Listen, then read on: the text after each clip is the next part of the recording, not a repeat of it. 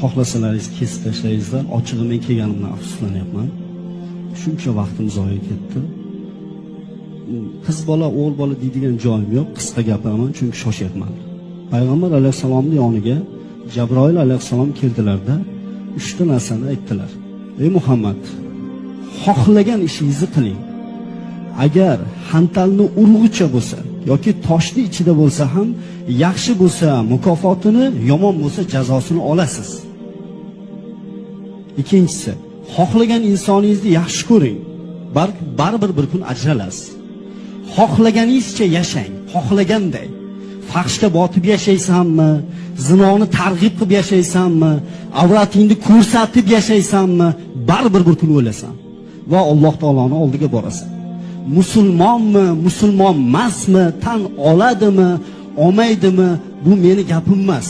Bu payg'ambar alayhisalom aytgan gap bu.